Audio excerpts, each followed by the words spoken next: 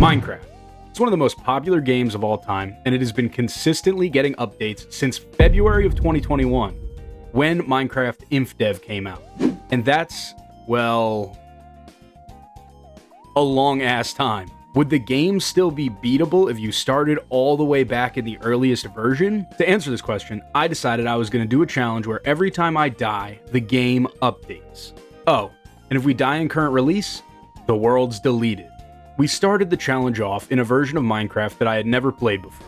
This version was a lot different from the game I found when I was in elementary school, even though it's been longer between now and when I started playing than it is between that initial release and when I found the game. But some things never change. I knew the second I spawned in that I had to get wood, build a house, and try to hide from these monsters. Something that I always loved doing when I was a kid was building my base inside of a mountain. Something about a quaint little cabin on top of a mountain that opens up into a secret underground bunker always made me super excited. So when we spawned in next to a giant mountain, I knew that that's where the base was going to be. Eventually night came and I noticed that there weren't any mobs, so I did what had to be done and updated to a new version to see if maybe InfDev didn't have mobs. They spawned? I don't know. Google says that it has mobs. So at this point my house was starting to come together. I gathered my resources and we were building. But once I had my house, I came to a realization. If I wanted to beat the game, I would need to get blaze rods from the nether. Normally, this isn't a big deal, but I was on Alpha 1.04, and blazes weren't added to the game until Beta 1.9. So it was nighttime, and I was being bombarded with mobs. I decided that it was worth it to get a head start on all the updating I would have to do, and chat decided that the best way for me to KMS in Minecraft was to jump in the lake right in front of me at spawn. So that's what I did. Not just on the first night, but every subsequent night until I could find a bed, because I couldn't make a lot of meaningful progress during the night. And I died. A lot. I'll just say this now. Most of the deaths that I have were intentional. It was necessary to get to significant updates sooner. But eventually I tracked down some sheep and I made myself the classic bed, which is red by default. Yo, drop a like if you remember when the beds were red by default and not the stinky white beds that they have now. I was working on a staircase to my house, and oh my god, look at that old cobblestone texture. What a trip. Once I got my bed, it not only allowed me to sleep through the night, but it also allowed me to set my spawn, which is massive for this challenge. I didn't realize it at the time, but actually building my base on top of a mountain made my intentional deaths super efficient. I just yeeted myself off the mountain over and over and over and over and over and over until I got bored of that and started searching for some lava. Yeah, I was making the portal using the MLG Pro strats that Dream taught me, not those casual strats like finding diamonds. This is a challenge run after all, not a casual playthrough.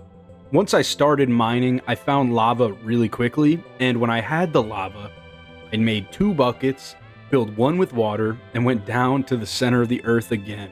Most people don't know how to do this, so I won't go over making the port. Oh, god damn it. Okay, well, we sat there for like 3 minutes while I destroyed this obsidian with a cobble pickaxe. Bruh. It took forever. Eventually, I finished the portal, and it was time to get down to business. Just kidding. It was time to jump off that mountain some more, because I wasn't at the version where nether fortresses spawned, and I was worried if I opened up the nether before that update that I would never be able to get them in my world. Eventually chat got bored, so I went out to do some exploring to get clay and make a well out of it. I'm not sure why they wanted me to do that, but I'm a man of the people, and while we were out on our little adventure, I saw it. We had updated the game so much that at this point, we could start to see the first signs of the game breaking. That's broken chunks. Basically, the old world generation and the new world generation don't line up perfectly, so you get these weird chunk borders. After throwing ourselves off the mountain some more, we finally got to the point where we could light our portal and take the plunge into the fiery hellscape. Wait, the chest broke? This is weird. At this point, I was starting to lose it. Would you rather have unlimited bacon but no games, or games Unlimited game. I don't even like Schlatt. I just didn't know what I was supposed to talk about with chat at this point, and I was saying anything. With our portal lit, we geared up for our scariest journey yet. We spawned underground, which makes sense because the portal was underground. This isn't normally an issue, but we just so happened to be under a sea of lava. Eventually, I dug my way out of it, and within seconds of coming into the surface, I saw it. The beautiful stronghold. Only, strongholds used to be a little different. I swear I don't remember this, but they were just endless bridges. Eventually, I tracked down a blaze spawner and began the arduous process of killing blazes through a 1x1 hole for maximum safety, because I was worried that if I died in the nether and updated the game, I might lose all my items. It didn't actually take that long to get the rods, but it was very annoying. And once we got our loot, we found our way back down to the underground cavern the portal spat us out at, and we climbed back into the mortal plane. I had more than enough rods to make the powder for the Eyes of Ender we would need. So the rest of the run is pretty simple. Oh my god, a creeper. I guess they can get through the empty hole that I left in my base for literally no good reason, and I had to do some base repairs. At this point, I began prowling around the world for ender pearls. When I first spawned, I was being hunted by all the mobs, but now the roles had reversed. I was the hunter. During the day, I would search for food because I was doing a lot of running. I continued to hunt endermen for a while, but after I had a wasted night of hunting endermen in the rain, I realized something. The desert was actually way more practical to search for endermen. Partly because it never rains, but also because if it's raining in other biomes, then the endermen that would have spawned in those adjacent biomes will come to the desert instead, turning the rain into an advantage. I found the desert and I began to set up a cozy desert shack that I could use as a home away from home. I finished my one-story desert shack and I began prowling for endermen once the sun set. Once day had rolled around, I added an addition onto my house because I like to be cozy, guys. And this was the cycle for a long time. Build the house, harvest resources during the day, prowl for endermen during the night. I felt like every time I do this, I remember that endermen have dog shit drop rates for pearls.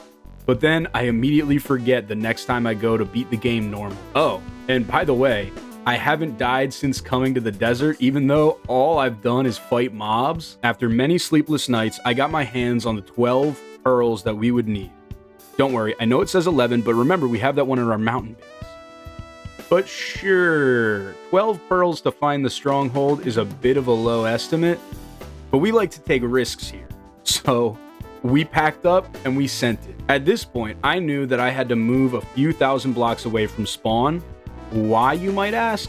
Well, a ton of what we explored in the early game was not places that the portal could spawn, because of the old world generation. At this point, I knew I had to move a few thousand blocks away from spawn. Why?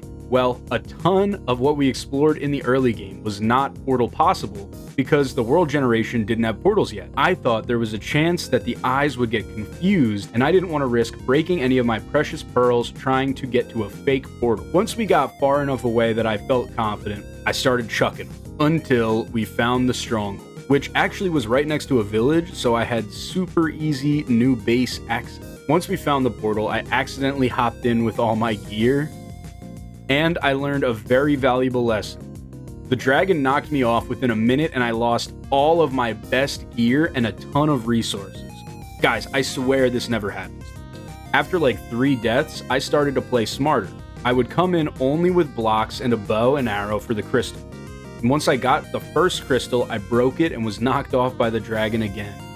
I wasn't sure if the crystals would respawn every time or if they were permanently disabled once I broke them in one version. After this first death, I learned that they do not come back. Once you break a crystal, they are done, even if you update the game, which was great for me because it meant that I just had to eventually get all the crystals down.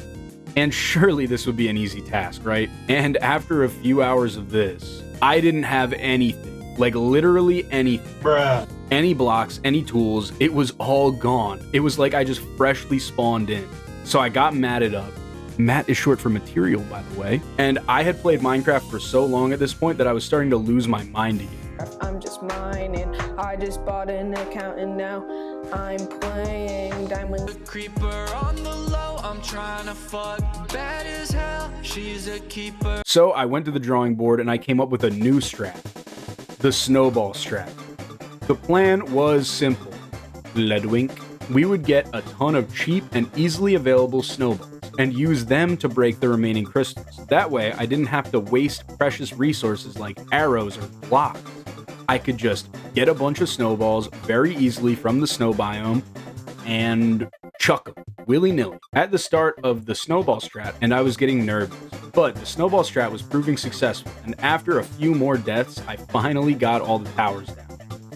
This left just one last challenge. The dragon herself.